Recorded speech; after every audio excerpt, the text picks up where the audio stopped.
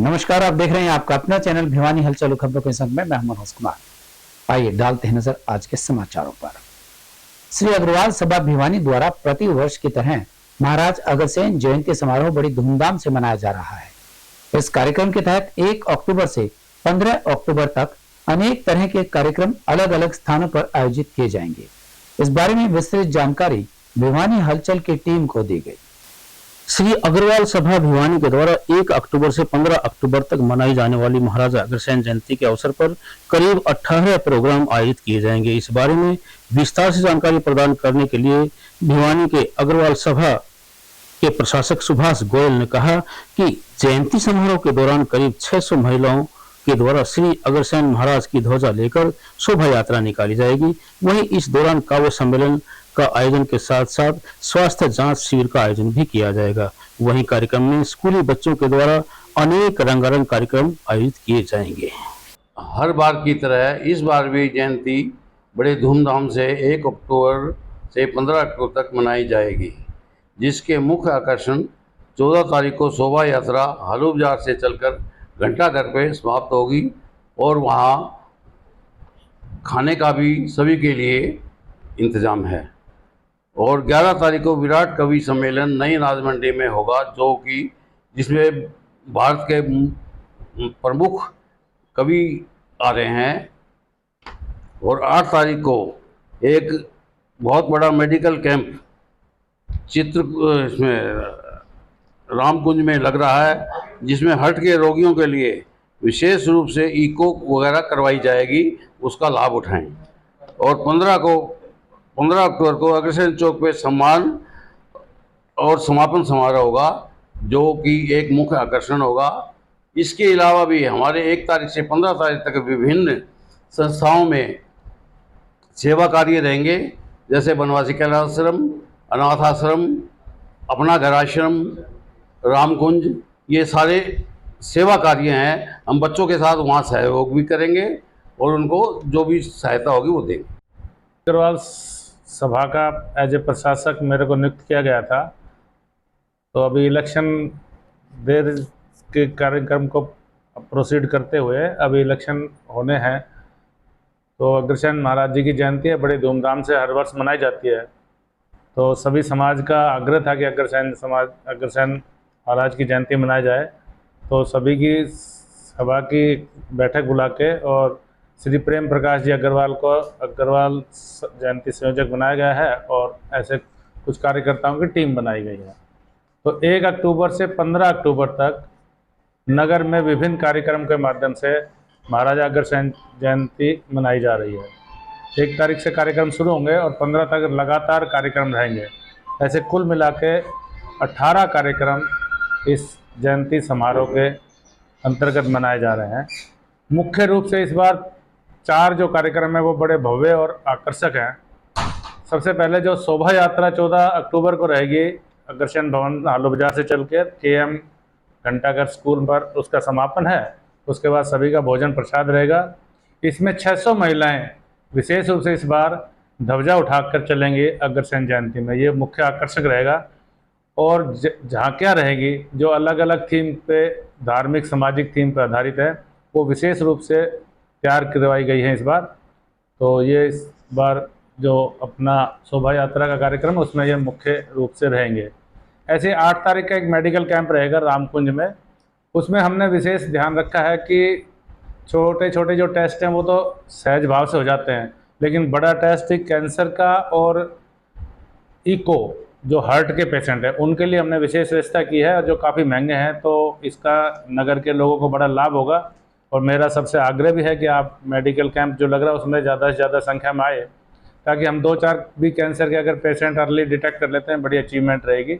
तो आप नगर के सभी लोगों से मेरा विशेष आग्रह है कि आप इस मेडिकल कैंप का ज़्यादा से ज़्यादा फ़ायदा उठाएँ और इको, हार्ट के और कैंसर के पेशेंट ऐसे इसका ज़्यादा से ज़्यादा फ़ायदा उठा सकते हैं। एक हमारा कार्यक्रम विशेष रहता है इस बार, वैश्य कॉलेज के सामने माता माधवी के नाम से रसोई चलाएंगे, भंडारा लगाएंगे, वहाँ काफ़ी लोग आते हैं भोजन के लिए। तो एक कार्यक्रम 6 तारीख को वहाँ रखा है दिन में, 11:30 बजे। तो ऐसे ही नगर में कुछ ऐसे लोग रहते हैं जिन भोजन की व्यवस्था नहीं हो पाती, तो उनके लिए एक भंडारा रहेगा। नर सेवा ही नारायण सेवा है और हमें जरूरतमंदों की सेवा अवश्य करनी चाहिए।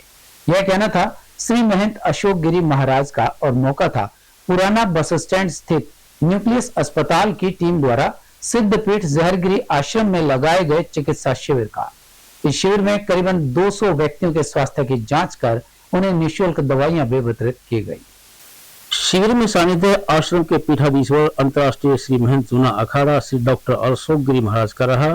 शिविर में दूरबीन द्वारा कान, नाक, गला रोग विशेषज्ञ डॉक्टर अनंत बासोतिया, हृदय, श्वास, दमा और पेट रोग विशेषज्ञ doctor Neeraj Sharma, medical officer doctor Vikas Sharma की टीम द्वारा निःशुल्क स्वास्थ्य जांच एवं निःशुल्क दवाइयां वितरित की गई।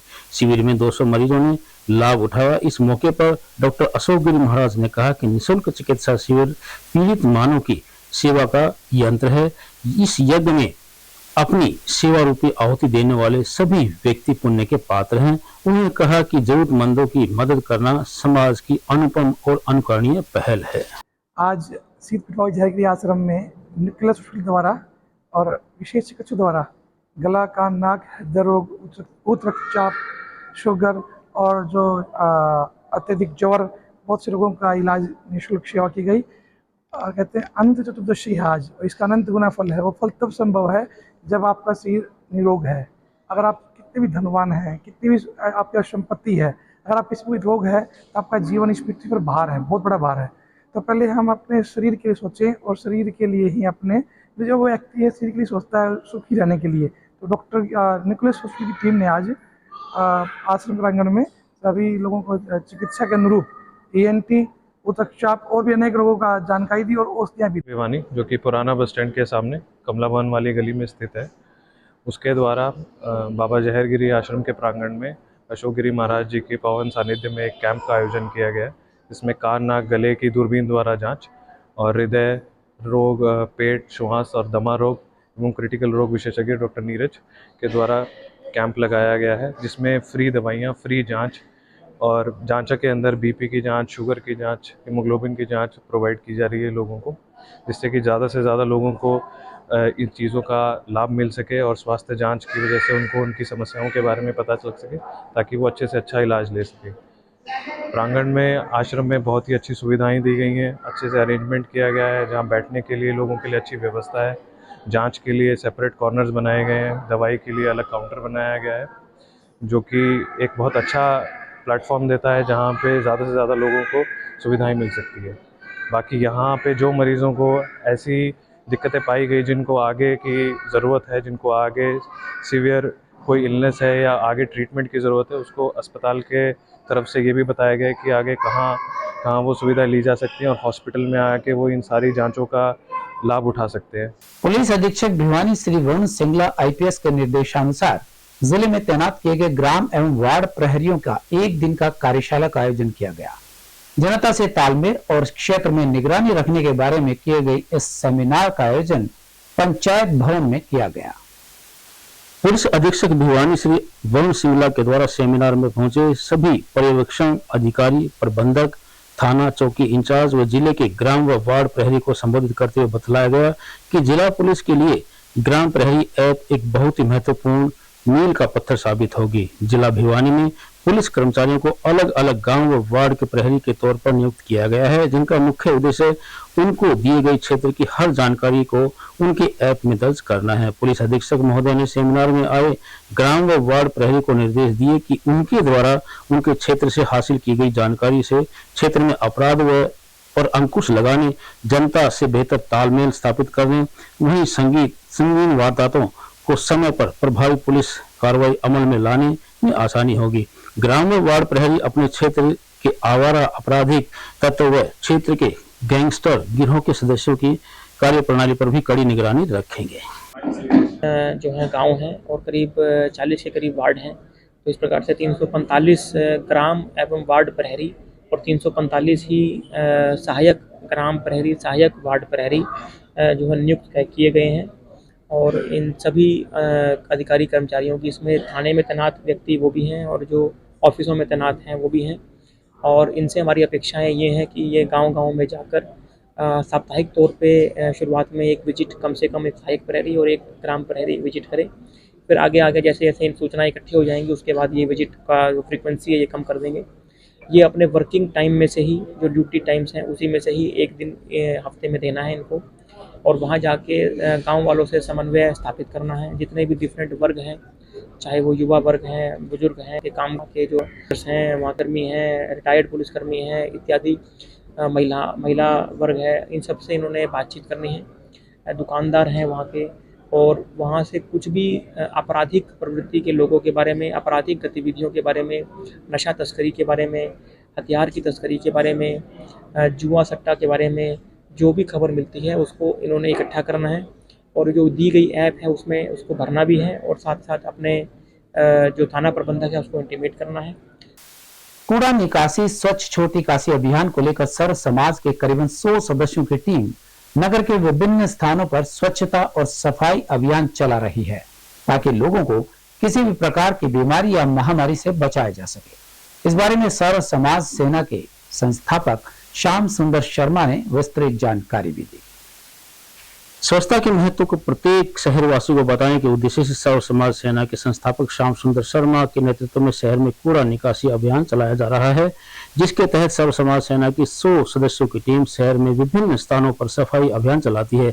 सर्व समाज सेना का यह अभियान शनिवार को 6ठे दिन भी जारी रहा। इस दौरान पदाधिकारियों ने शहर में विभिन्न स्थानों पर सफाई अभियान चलाया। इस मौके पर सर्व समाज सेना के संस्थापक श्याम सुंदर शर्मा ने बताया कि कूड़ा निकासी स्वच्छ छोटी काशी अभियान के तहत नालियों और गलियों में सफाई की जा रही है तथा उनका यह अभियान 2 अक्टूबर तक जारी रहेगा।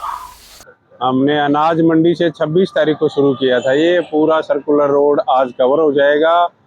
5वां दिन है हमारा, और सैकड़ों टन कचरा इकट्ठा करके हम सुबह 6:30 बजे से लेकर 10 बजे तक ये कार्यक्रम कर रहे हैं। सफाई अभियान, कूड़ा निकासी स्वच्छ छोटी काशी का हमने अभियान चलाया हुआ है, और पूरी भिवानी शहरवासियों से अपील करते हैं कि छोटी काशी को स्वच्छ बनाने में हमारा सहयोग करें, और बहुत सहयोग मिल रहा है हमारे को, पब्लिक का बहुत सहयोग मिल रहा है।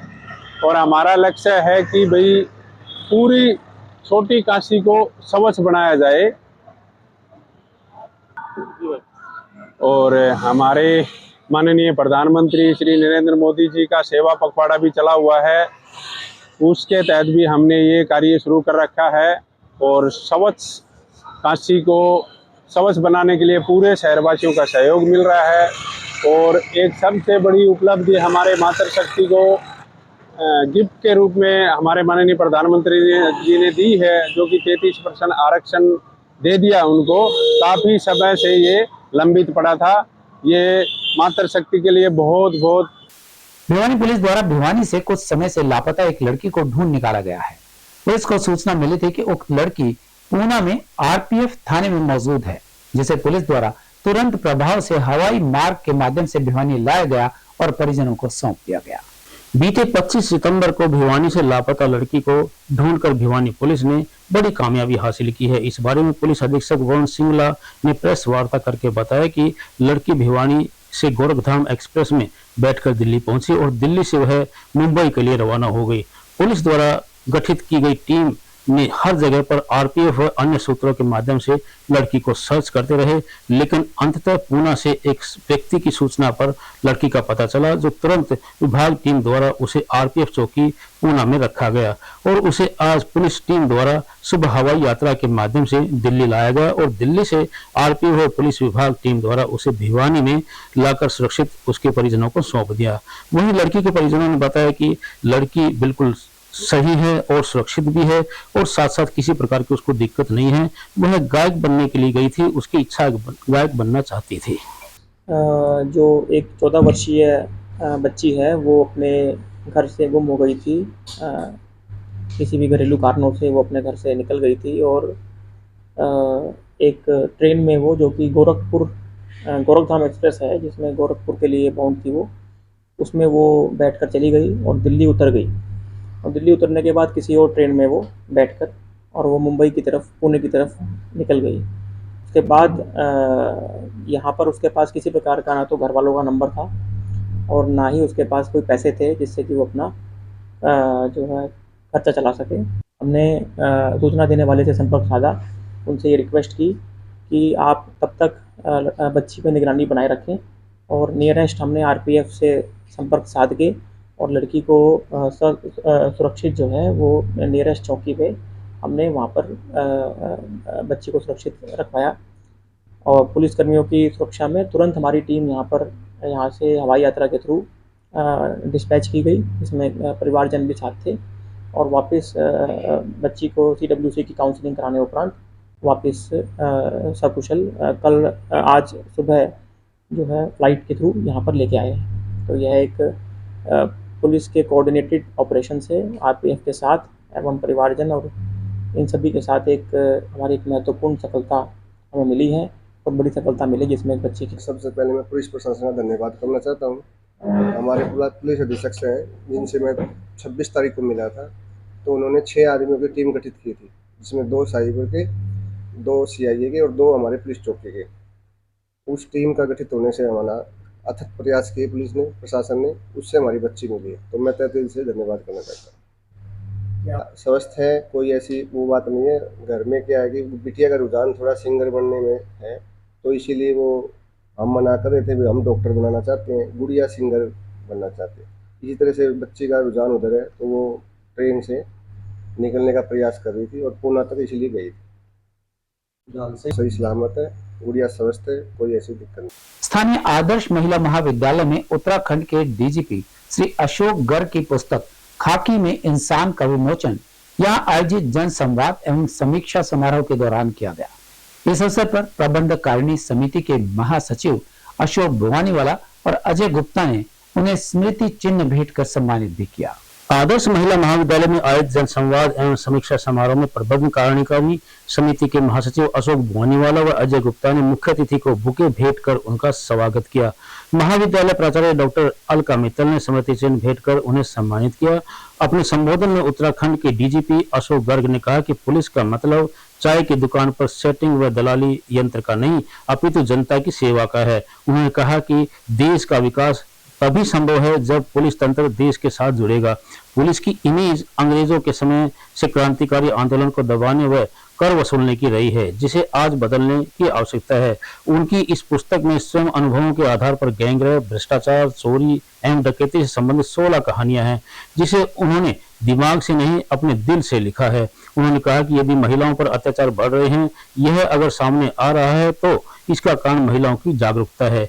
यह एक सकारात्मक पहलू है। लोकतांत्रिक व राजनीतिक दबाव पर उन्होंने कहा कि लोकतांत्रिक देश में सेवा करना कोई मुश्किल कार्य नहीं है। DGP बोले कि हिंदी मेरी राष्ट्रभाषा है, अंग्रेजी मुझे सीखनी पड़ी है। साथ ही उन्होंने अपनी अन्य किताबों पर प्रश्नों के उत्तर में हार्ड वर्क नहीं स्मार्ट वर्क, सिविल प्रतियोगिता की तैयारी, पुलिस स्तर, राष्ट्रीय स्तर पर कैसे कार्य करें, ये सब बताए। साइबर एनकाउंटर्स में हमने कोशिश की है कि साइबर क्राइम कैसे होता है और कैसे आम आदमी जो है बच सकता है साइबर अपराधियों के जाल में आने से। तो उसमें 12 कहानियों के माध्यम से हमने प्रयास किया। सर नशा जो है वो काफ़ी बढ़ता जा रहा है, आपके एरिया में भी बढ़ रहा है, हरियाणा में भी बढ़ रहा है, मतलब पूरा भारत जो है वो नशे से कहीं ना कहीं कभी भी नहीं बच सकता। लेकिन लगातार पुलिस जो है वो भी इस मामले को लेकर के काम कर रही है। क्या मानते हैं सर, किस प्रकार से युवा जो है वो युवा पीढ़ी को नशे के जाल से बचाना है, और ये खाली अकेले पुलिस नहीं कर सकती। इसमें हम सब का रोल है, और हमें बच्चों को समझाना है कि नशा मज़ा नहीं है, ड्रग्स मज़ा नहीं, ड्रग्स सजा है। तो और वो अवेयरनेस और एनफोर्समेंट दोनों को पैरेलली चलना होगा, और समाज को और पुलिस को साथ मिलकर इस पे काम करना पड़ेगा, पेरेंट्स को, स्कूल्स को, कॉलेजेस को, यूनिवर्सिटीज़ को, तब जाके सुखद परिणाम आएंगे। सर ये बुक आपने हैंड राइट से लिखी या डिजिटल? मेरी आज तो डायरी में। सर एक क्वेश्चन उठा था कि पुलिस पर राजनीतिक दबाव काफ़ी ज़्यादा हो रहा है, तो आप क्या मानते हैं? देखिए लोकतंत्र है, लोकतंत्र में हर एक का अपना अपना रोल है, और उसी के हिसाब से हर एक की अपनी भूमिका है। तो अगर हम सही काम करते हैं तो कहीं किसी तरह की कोई समस्या नहीं। उससे केस भी तो प्रभावित होता है सर। हमारे इस अंक में बस इतना। अगले के लिए देखते रहिएगा आपका अपना चैनल भिवानी हलचल।